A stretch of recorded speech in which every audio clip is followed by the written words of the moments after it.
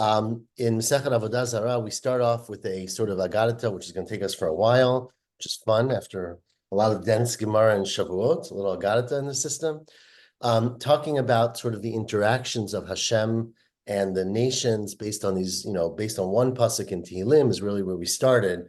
But of course, we go throughout Tanakh and talk about many esoteric psukim that seem to talk about these interactions. But the story we're describing is this great narrative, La'atid Lavo, what we call Olam Haba, at least according to Rashi, or Yemot HaMashiach or something, where God comes to judge, Yom Hadin. God comes to judge the non-Jews, and God criticizes them for not keeping the Torah and not following the rules and persecuting Jewish people, all these things we had yesterday, and they are found to be lacking.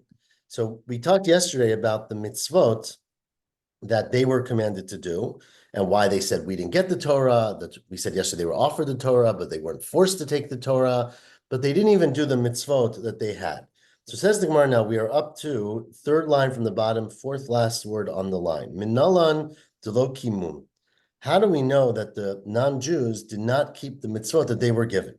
The Tani Rav Yosef, it says in a pasuk in Chabakuk, Amad vayimdod aretz, you stand up or get up and measure the earth.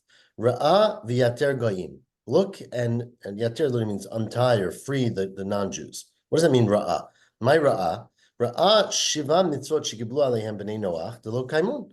God saw that the b'nei Noach had 7 commandments, right? We learned about them, of course, in Sanhedrin, the 7 shiva mitzvot b'nei Noach, and they didn't keep them.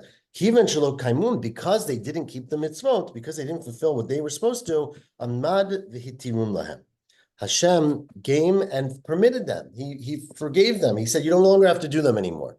So, you're not really following the rules anyways. Forget about the rules. This is where, how does that make any sense?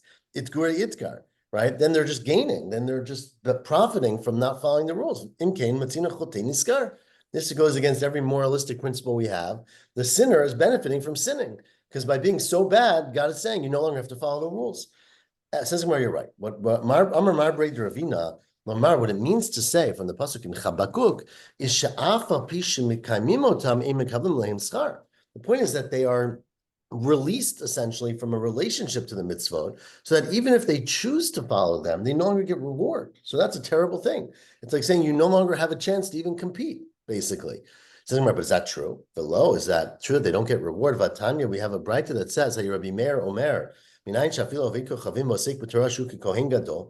do you know that even a non-Jew who's not commanded, who voluntarily does and studies Torah and involved in Torah, that person is as great as a Kohen Gadol? Talmud Omer, because the pasuk says, Asher yaseh utam ha'adam v'chai bahem. It says a person does these things, as Hadam, which is a description of all humanity. Kohanim, Leviim, Yisraelim, lo nemar. It doesn't say Jews or Kohanim, Leviim. It says Ha'adam. Halamarata, that teaches you that even a non-Jew is not commanded if he's osek b'Torah is like a Kohen Gadol. So you see that even that God doesn't say to the nation. Now, of course, this could have been not in La'atid Lavo, but anyways. But you see that God doesn't say to the people that that when you no longer have even participation rights, right? You can do it. What Hashem was telling the people, when it says in Chabakuk that Hashem freed them, is to tell you, they no longer will get rewarded like someone who's commanded and does something, like someone who does it voluntarily, who's not commanded and does it. Rabbi Chanina said, and we had this many times already,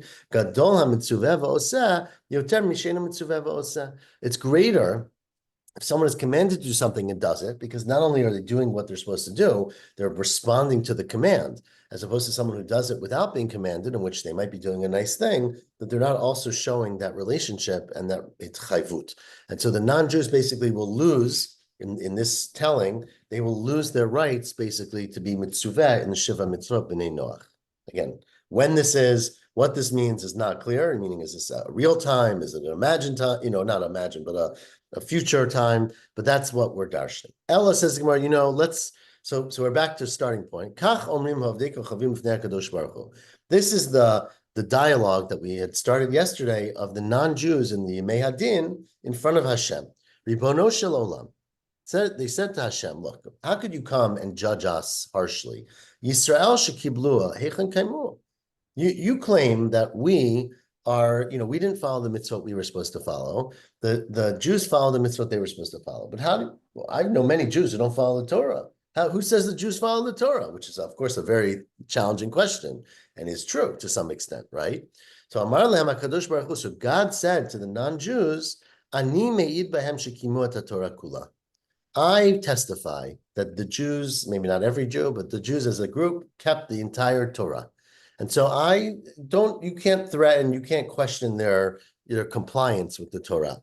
Amrim lefanav, so the nation say to Hashem, Ribono shel olam, it's very nice that you feel that way, but you're a little bit involved. Klum yesh av sheme'id al beno. Can a father really be relied on to testify about his son? Tichtiv, as it says in Parashat Shemot, B'ni Bechori Yisrael.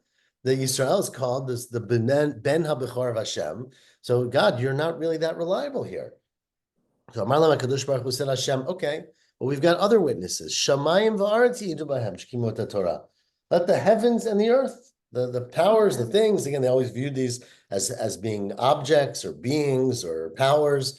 Let the heavens and the earth, the most fundamental things in the world, testify that they are aware that Klal Yisrael kept the Torah. So again, the Goyim said to Hashem, Ribono shel olam, Shemayim v'aretz nogim be'edutam. Shemayim v'aretz are very involved in this edut because Shenemar, as the pasuk says, again, we're going to quote a vast array of psukim, but it says in Yirmiyahu, Im lo briti yomam v'layla chukot shemayim v'aretz lo samti. If you didn't fulfill my brit of night and day, then the pathways of the heaven and earth I would not place, meaning there would be no Shemayim v'aretz if you didn't follow the Torah. So we're going to see why Briti Yom V'Layla means Torah. Well, let's read it. Why not? V'amar Reb Shimon ben Lakish, my dichtiv. Well, sorry, I won't read that. So Rashi explains that Yomam V'Layla, right? Of course, we say in the beginning of Yoshua, which we read on Simchas Torah, right? That they got Higito bo Yomam V'Layla. You learn day and night. So something that's a mitzvah that is all night and all day and applies all times is Talmud Torah. So basically, what the pasuk is saying is that if you don't fulfill the Torah, I'm not going to have the Shemayim v'aretz. So of course, it's involved. The Shemayim v'aretz have a very big interest in saying that the Jewish people kept the Torah. Otherwise, their existence might be threatened, right? Why does it say Vayeyer Yom Hashishi? Why is there a hey on the sixth day? Of course, we read this all the time. It doesn't have a hey on the other days. Why does it have on the sixth day? It's telling you Melamed Sheitna Kadosh Baruch Hu Maseh Breshit. God made a condition. God made basically a t'nai with creation. V'amar, he said to creation, in Yisrael mekabinet Torati, if later, again, creation happened long, long before Har Sinai. So if one day Bnei Yisrael, who didn't yet exist, right, will come and accept my Torah, tough, then good, everyone's happy. If not, the world's going to be destroyed. And that's Hashishi, the sixth day. What's the sixth day? The sixth day of Sivan, which is the day that the Torah was given. So Hashishi is referring to the sixth day, which is the sixth day of Sivan. Tosfos points out, of course, that this was a machloket, whether the Torah was given on the 6th of Sivan or the 7th of Sivan. So it doesn't work out as well if you say the 7th, but it's a very nice drush if you take the 6th. So anyway, so therefore the Shemayim v'aretz are not that reliable. And my dichtiv, V'amar Chizkiah, just add these words from the parentheses. V'amar Chizkiah, and Chizkiah said, my dichtiv, what does the pasuk mean in Tehillim when it says Mishamayim hishmat din? Right? From heaven, they heard the judgment. Eretz yirah ushketa. The world was fearful and quiet. Those are different things, right? Im yirah, if you're afraid that you're going to be destroyed, lama shketa. Why are you comfortable? Why are you relaxed or calm? Vim shketa lama yirah. Ella b'tchila yirah. Initially, the world was worried because look, they were, like Rashi explains, the world was waiting with bated breath. If Yisrael doesn't accept the Torah, the whole thing's going to be destroyed. So it was a terrifying moment. Klal Yisrael said Nasav and Ishma, and everyone calmed down. Okay, thankfully, we're going to keep going. Right? So therefore, back to our original narrative here, Hashem, the Goyim said to Hashem that Shemayim v'aretz cannot testify because they are very involved. So who's going to testify that Klal Yisrael actually kept the Torah? So Amar Lam HaKadosh Baruch Hu, so Hashem said a brilliant answer. Mikem yavo v'idu b'hem b'Yisrael. You goyim will come and testify that Bnei Yisrael kept the Torah, shkimu et Torah kula. For example, Yavo Nimrod.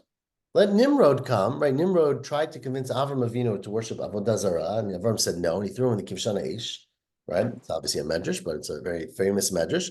Let Nimrod come, v'yid ba'Avram, shlo avad avodat kochavim. Or Yavo Lavan, right? Lavan accused Yaakov of stealing from him, and Yaakov made a whole shvuah. I didn't steal anything from you. I didn't take anything from you. I didn't, let Lavan come, v'yid b'Yaakov shlo nechshad al gezel. Yaakov never stole from him. Tavo eshet potifera, right? Of course, the famous story with Yosef and the wife of his master. Let the Eshet Potiphar come to Yosef that he didn't have, inappropriate relations with her, which is one of the Shiva Mitzvah B'nai Noach, right? So, as is Gezel and Avodah Zarah. So these are, of course, before Har Sinai. Yavo Nebuchadnezzar, right? Let Nebuchadnezzar, King Nebuchadnezzar come. Ya'id b'Chanani Mishav Azariah shalosh tachava l'tzelem. Right, Nebuchadnezzar wanted everyone to bow down to this idol, and they said they wouldn't. What did Nebuchadnezzar do? He tried to kill them, put them in Kivshan Eish, right? And they didn't do it. Or Yavod Daryavish v'Ya'id b'Daniel shlebitel of the tefillah. Right, remember Daryavish said no one can pray, and Daniel was seen in his chamber praying, and Daryavish threw him in with the lions, right? And he didn't reject. Yavo Bildad Hashuchi v'Tzofia Namati v'Elifaz Teimani. These are stories from Tanakh. Torah Kula.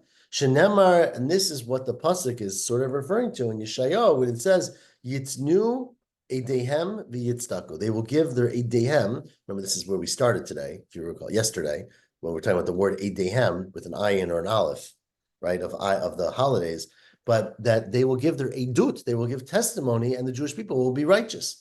Meaning it will be the non-Jews, the Goyim, who will testify that we, in fact, follow the Torah. Amar Lifanav Ribono Shalom. So the people then said, the Goyim said to Hashem, we really regret how things turned out, right? But Tana Lanu Mirosh, give us another chance. Let's start over again. You're right, we rejected the Torah. You're right, we didn't follow Shiva Mitzvot. You're right, we persecuted them. But let's do it. Let's get a do-over. Maybe we missed our chance. V'naseh, and this time we will do it. Amar lem HaKadosh Baruch Hu, Hashem said to them, Shotim sheba'olam. You are fools. That is not the way the world works. Mishitarach be'erev Shabbat, yochal b'Shabbat. Someone who puts in the effort and invests on Erev Shabbat, which is always how we refer to the current world, Olam Hazeh, will have the rewards and the payout in Olam Haba. But Misha lo tarach be'erev Shabbat, me'echon yochal b'Shabbat. If you didn't prepare on Erev Shabbat and Shabbat comes, you have nothing prepared. You have no food. You have no mitzvot. You have no zchuyot. What are you going to do? Where are you going to eat on Shabbat? Ella, says God, but still, I'm a really nice God. Afal pikein mitzvah kala yeshli. I have one light mitzvah. The sukkah shma. It's called the mitzvah sukkah. It's a little tiny mitzvah. L'chuva asuoto. I'll give you guys a try. You go and you do the mitzvah of sukkah. Says, well, 1 second. Before we'll get into this, don't worry. But mi matzad amrid hachi. Is it true that Hashem can give them a second chance, basically? V'ha'amar Reb Yeshua ben Levi, we're 7 lines from the bottom. What does it say in the pasuk? This is a pasuk in Dvarim. Asher anochi mitzavcha hayom. I'm commanding it to you today. Hayom lasotam, lo lamachar lasotam. Right? That today, Hashem said to Bnei Yisrael, and by extension everybody, is the day to do mitzvot. You can't do mitzvot in the future, meaning in Olam Haba, it's too late. Or hayom lasotam, la yom litel schar. But today you only do them. Today you don't get the reward. When do you get the reward? In Olam Haba. But, right, so how can Hashem say, I'm going to give you a second chance? It doesn't work. Well, Hashem will make an exception because God feels really bad for them. God doesn't come bitrunya.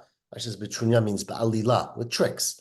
God is trying to be generous, so we bend the rules a little bit for these desperate goyim. Says Gemara, well, Amai Karli mitzvah kala, right? Why is sukkah? This is a fascinating Gemara, right? Why is sukkah called a mitzvah kala? Who thinks sukkah is an easy mitzvah? Says Gemara, well, it's really easy. Mishum delet bach chisaron kis. You think about it, it doesn't cost anything to do a sukkah. Now, we pay a lot of money for our sukkot, but the point is that you don't have to give up, right? You give up business, you give up Shabbat, you give up other things. Sukkah, basically, the mitzvah of sukkah is you essentially take your regular life and just move it outside, right? There's no, of course, it's not so simple, but there's no, you don't have to give up anything. You just have to move outside and change your comfort level in order to have sukkah. So that's called a mitzvah kala. So Hashem said, I'll give that one to the goyim. Let's see if they can deal with it. Where am I? Miyad. So okay, so immediately the goyim said, "Great, this is a great opportunity."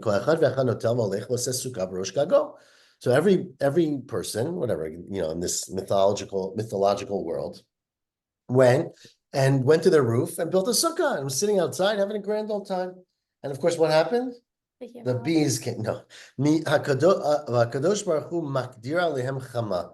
God pulled out the sun, burned down the sun. Bitkufat Tammuz, like it's like this middle of the summer, like today. Everyone got up like, this place is much too hot. We're getting out of here. We're going to our air-conditioned houses. And this is a beautiful reading of this pasuk in Malachi. I'm sorry, in Tehillim. We'll get to Malachi in a second, where it says, "Nantikas et mosrotemo." We will rip off our chains. V'nashlichu mimenu avotemo. We will take off our, the things that hold us back. So meaning they're untying the straps and they're throwing everything out. Says Gemara, 1 second. This does not seem like a fair thing. Makdir, how can Hashem turn on the heat? Right? That's what makdir literally means. You just said God is being generous to his people, right? Now it seems like a trick. It seems like God lured them into the sukkah to turn up the heat. Says where, well, that's not true. Mishum Yisrael Nami. It's not just the non-Jews. Yisrael too. Zimnin, turn the page to Daf Gimel with that. There's times where Sukkot is very, very hot. We've all had Sukkot that happened to, like they say, the end of the summer, meaning the Tkufa, it didn't change seasons yet before Sukkot. So it's not like Hashem was treating them in an unusual way. That's common in Sukkot. Well, but the reality is, Havilat Zarah. I mean, the reality is, if you're sitting in the sukkah and it's burning hot, you're uncomfortable. And we learned in Masechet Sukkot, V'amarava mitzvah patur min sukkah, right? You don't have to sit in a sukkah if you're uncomfortable. So this whole thing seems like a silly game. Well, you missed the key point. And the key point here was nihi. It's true, de patur. It's true that if you're uncomfortable in the sukkah, you can leave the sukkah and go to your air-conditioned house. But ba'uti nami mivati. Do you have to kick it on the way out? Right? The point here was not that they couldn't do the mitzvah. It's that they rejected it, right? They said, this is terrible, this is unreasonable, this is uncomfortable, and they actually kicked the door on the way out. That's what the critique was, is that, sometimes in life things don't work out, but you have to learn how to accept it, and they couldn't. Miyad, so immediately HaKadosh Baruch Hu Yoshev Misachek Aleim, Hashem sat and laughed about them. Shenemar, as it says, Yoshev Bashamayim Yischak.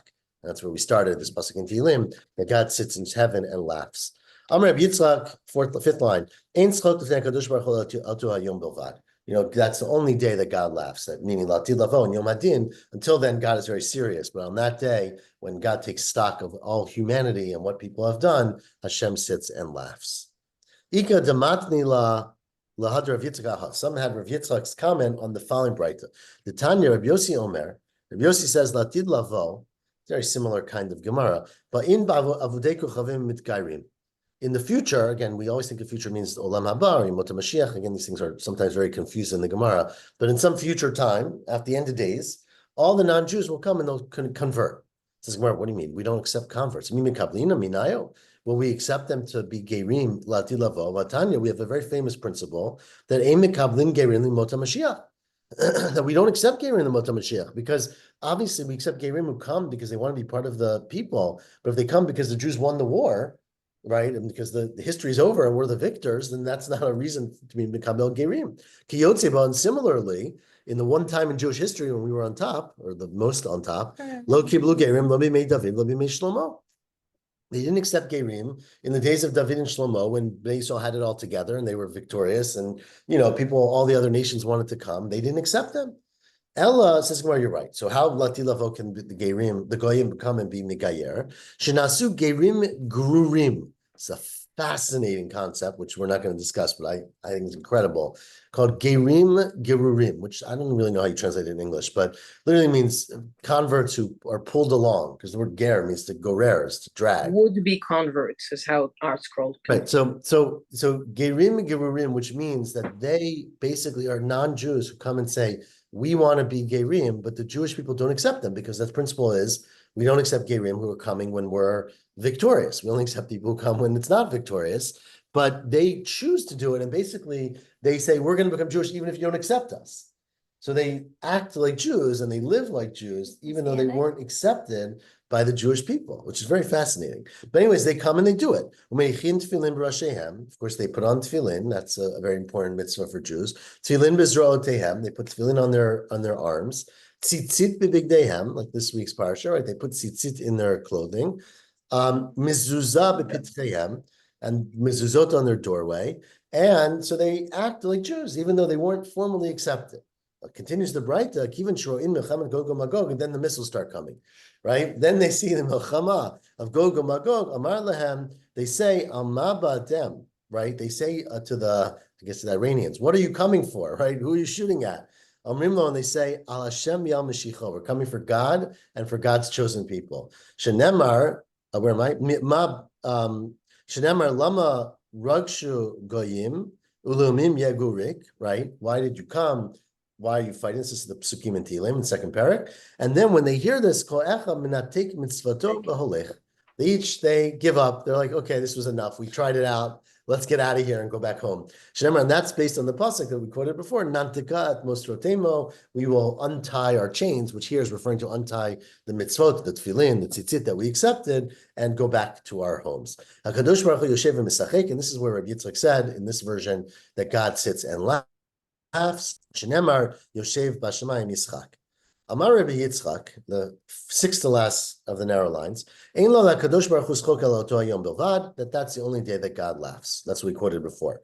Eini, ask Gemara, it's not true. We happen to know God's daily schedule, and there's time for laughing on God's daily schedule. What's the schedule? Amar Rav Yehuda Amar Rav.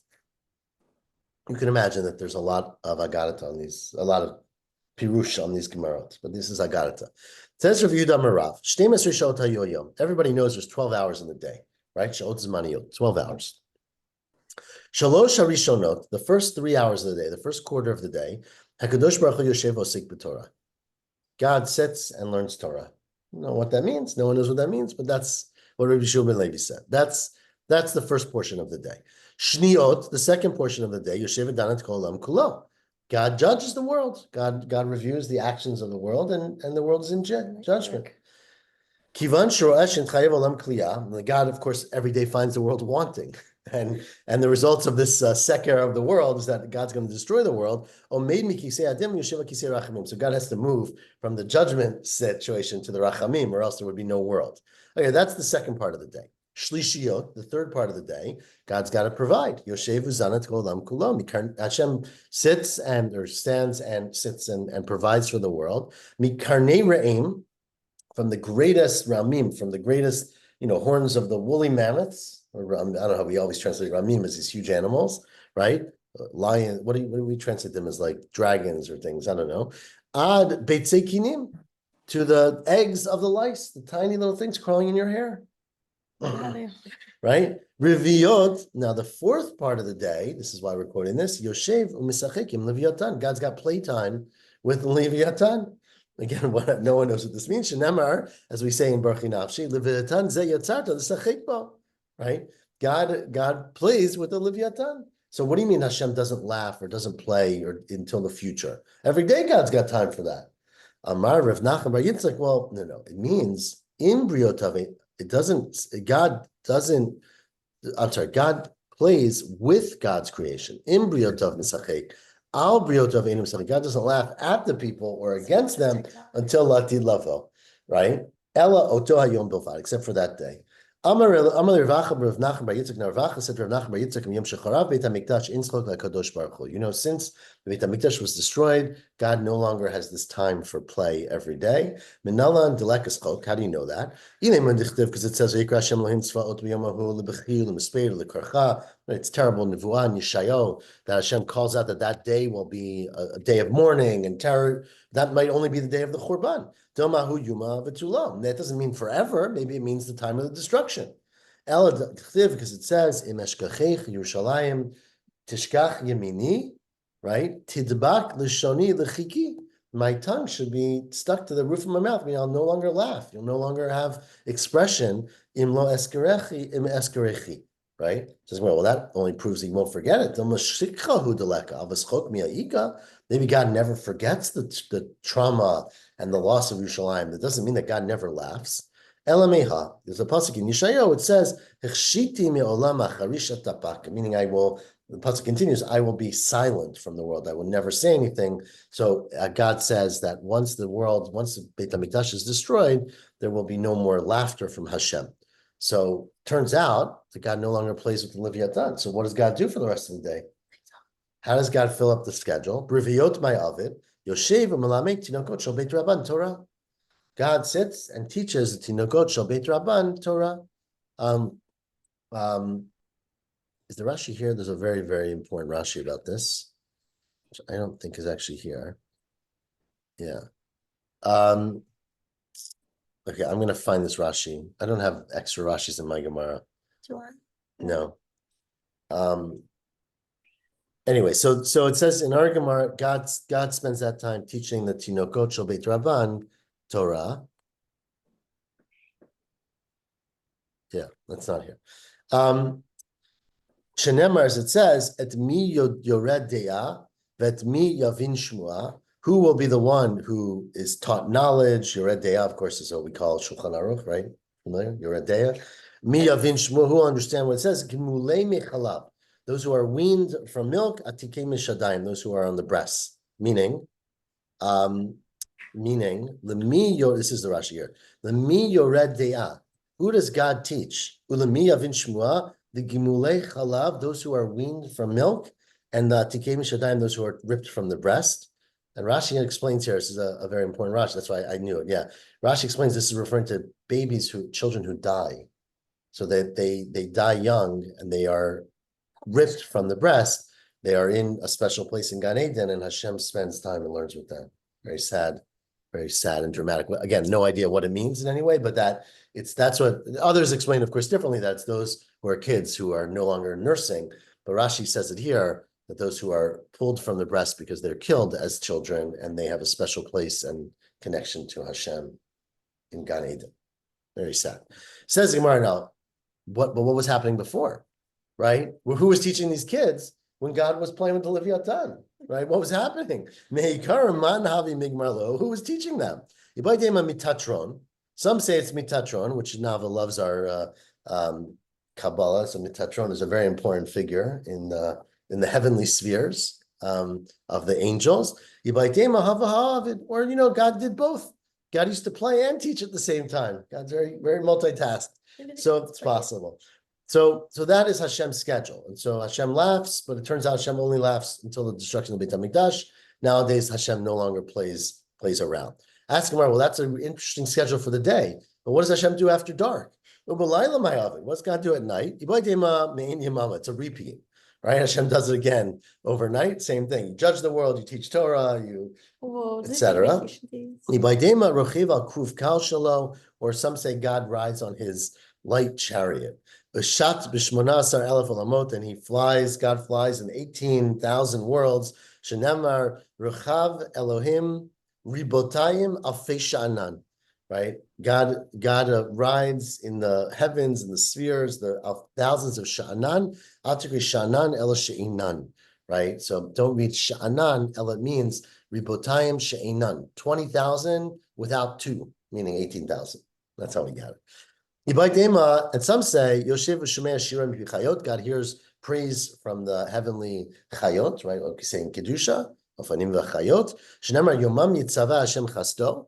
During the day, Hashem commands God's chesed. B'layla shiru imi. At night, they sing with him. I'm Reb Levi, and it says Reb Levi on this pasuk, around 15 lines from the bottom. Kol posek midivrei Torah. Anyone who stops learning Torah, and he stops and he starts talking about things that are not important, like Torah.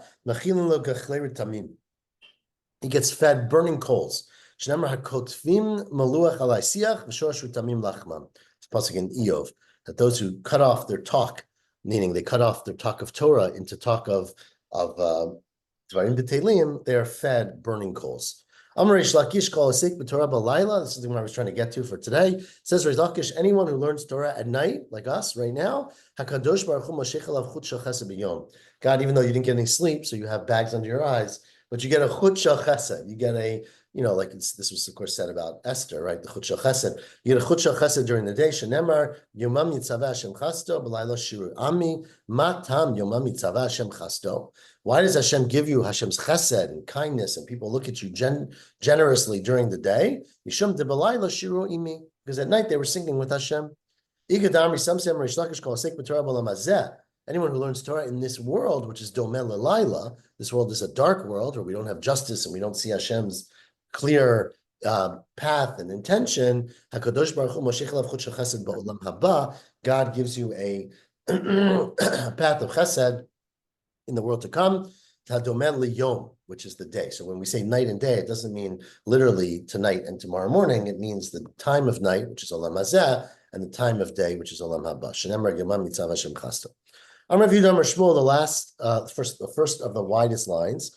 My dichtiv, what does it mean when it says in the beginning of Habakkuk, "V'taseh Adam kidigei hayam"?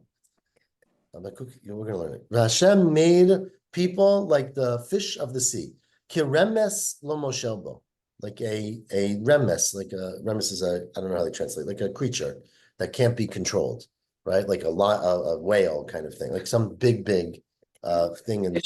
Some kind of a fish. Some kind of a fish. I'm glad ArtScroll's got it down. No, it says a fish of the sea, so it really is not like specific. Yeah, right. It means some like sea monster, basically. Yeah. This is, of course, very famous. Everyone has heard different versions of this. Why are people compared to fish? Right? Of course, in the brachot with Yosef, we always talk about it, right? Why are people and children compared to fish? To tell you, madagim shebayam, just like fish. Kivan she'olen liyabasha miyan mitim. They get out of the sea, they die. They can't survive on the dry land. Af bnei adam, so too by people. Kivan she'porshim midivrei Torah min mitzvot miyan mitim. People cannot exist. Jewish people, at least, cannot exist without a connection to Torah and mitzvot. Now, happens all the time. Maybe they can't exist spiritually, whatever it means. But that's the comparison of people to fish. Of course, mayim is compared to Torah, right? So being in the water is being in the Torah. Davar acher.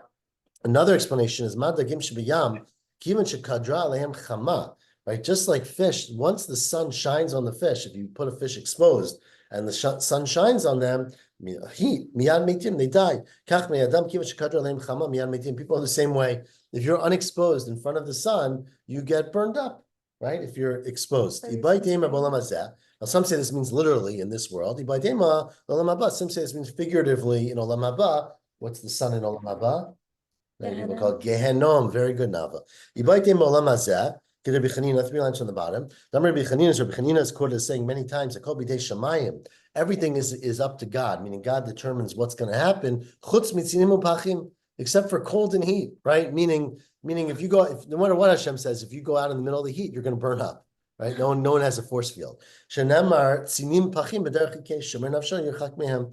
Sinim and pachim, cold and things and fever will get you. You got to watch yourself from them. So that's one explanation, like fish, that we are susceptible to temperature. Some say it's referring to, not real heat, but the heat of Gehenom. Reb Shimon ben Levi, Reb Shimon ben Lakish, ein Gehenim la'atid lavo. There really is no such thing as Gehenom. There's no such thing as this mythical world where you burn up. Ela kadosh baruch hu motzi chama min artika. God just takes out the sun. And the nartikala means the tick around it, the protective coating, right? So the sun has whatever protective layers. God removes the atmosphere. Sounds like a global warming kind of thing. Removes the atmosphere, umakdir, and the sun burns down on the world. Rishaim, those who are unjust, nidonimba, they are judged by it, meaning they're harmed by it. Tzadikim nitrapimba, the righteous people are healed by the sun. What does that mean? Rishaim nidonim ba, top words of Daf Dal and Amin Aleph Tichtiv, because it says Kinei Hayom Ba, right? The end of Malachi, the end of Nevi'im. Pasuk says the day will come, Bo'er Kitanur, burning like a flame, like a fire, like an oven. Hayukol Zidim, anyone who's evil, same Risha, Kash V'lahatotam Hayom Haba, Amar Hashem Tzvaot, right? That those they will turn into, they're like Kash. What's Kash? Like flax, right? Like the very flammable stuff around wheat. And they will be burned up, God says. Asher lo yazov lahem shoresh va'anaf. They will not have any roots left behind. Lo shoresh b'olam hazeh v'lo anaf l'olam haba. So the Rishaim are burned up, by the sun, but tzadikim mitrabim bo. But the righteous are healed. It's therapeutic. It's restorative. Shedichtiv, as it says, again, the next pasuk, V'zarcha lechem yirei shmi, I will shine on those who fear my name. Shemesh tzedakah umirapeh b'chnafeh, a sun that is righteous and heals those under its wings. V'lo od, should I keep going? Nope.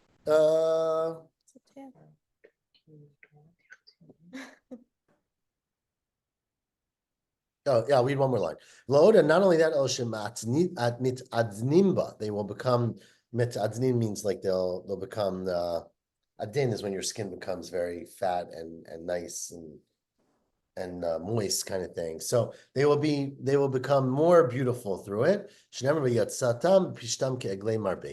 will go out like these fattened cows. So meaning that the same sun that latid lavo will be a curse and a punishment for Rishayim will be a healing and restorative thing for tzaddikim. And we'll pick up this Haggadah tomorrow morning in just a few hours at 7:45 a.m. See you all. Thank you. Shavua tov. Shabbat tov.